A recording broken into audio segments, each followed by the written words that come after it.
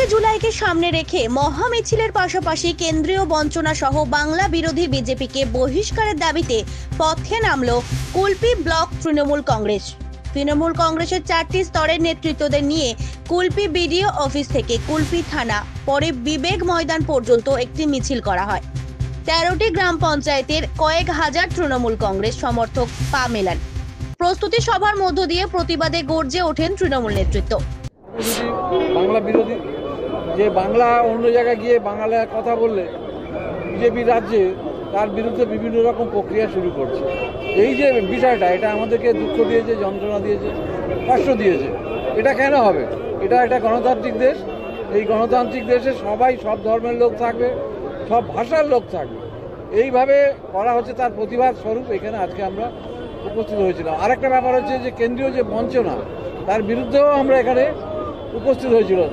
আমাদের যে 100 দিনের কাজ, এনআরজিএসের টাকা, এই সমস্ত বন্ধ করে দিয়েছে। রাস্তা তৈরির টাকা, আমাদের পাইপ ওয়াটারের সাপ্লাইর টাকা, জিএসটির টাকা, সব টাকাগুলো বন্ধ করে দিয়েছে।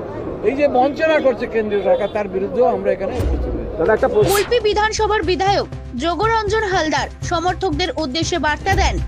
এটা মেনলি যুব তৃণমূল, সংখ্যালঘু তৃণমূল, আইনজীবী তৃণমূল, মহিলা তৃণমূলের নেতৃত্বে এটা করা হয়েছে। এই কারণে নেত্রী যখন এটা 21 জুলাই প্রথম হয়েছিল, যখন যে ঘটনা 13 জন শহীদ মারা গেছিল, সেই সময় উনি কংগ্রেসে ছিলেন যুব। এই জন্য যুবকে দিয়ে আজকের এই প্রোগ্রামটা করা হয়েছে এবং আজকের সেন্ট্রালি এই প্রোগ্রামটা করা হলো। আমরা প্রোগ্রাম যাতে আরও বেশি করে মানুষকে চার্জ করা যায়, সবাই যাতে যায়, সেই জন্য আজকের এই অনুষ্ঠানটা করা হলো।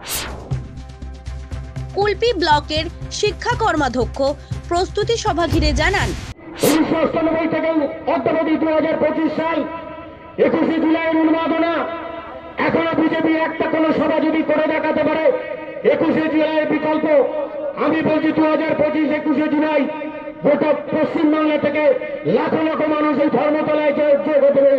সেদিন মমতা বন্দ্যোপাধ্যায়, অভিষেক বন্দ্যোপাধ্যায়ের কথা শোনার জন্য, তাদের যে বার্তা আগামী দিন 26-এর বিধানসভা লোককে সেগুলো শোনার জন্য যে পরিমাণ লোক সেখানে জড়ো হবে। এদিন সভায় পূর্ণিমা হাজারি মহিলা নেত্রী দাবি করেন, বিশ্বে মানুষের স্বাধীনতা ছিল না, বাক স্বাধীনতা ছিল না, অন্যায়ের বিরোধিতা করার সুযোগ ছিল না। তারই প্রতিবাদে আমাদের 1993 খ্রিস্টাব্দে মাননীয় মুখ্যমন্ত্রী মমতা বন্দ্যোপাধ্যায় ডাক দিয়েছিলেন নো আইডেন্টিটি আর নো ভোট। এই যে তারই কর্মসূচি, তার প্রেক্ষাপটে যিনি চাক্ষুষ ছিলেন সেই আমাদের বিধায়ক সাহেব এখানে কিন্তু উপস্থিত আছেন। আজকের যেমন ন্যাশনাল হাইওয়েকে আপনারা স্তব্ধ করে দিয়েছিলেন, গাড়ি চলাচলটাকে বন্ধ করে, তেমনি আমরা জানবো ধর্মতলা ব্রিগেড 21শে ব্রিগেডে স্তব্ধ করে দেবেন। আমার কুলপি ব্লকে 14টা অঞ্চল থেকে সমস্ত মহিলা, আইনটিটিউসি সেল থেকে ছাত্র, যুব সবাই একত্রিতভাবে সেখানে গিয়ে স্তব্ধ করবেন। এইটুকু আহ্বান জানিয়ে সবাইকে 21শে ভোটকে সামনে রেখে কুলপি বিধানসভায় দাবামা বাজিয়ে দিল তৃণমূল কংগ্রেসের সমর্থকেরা।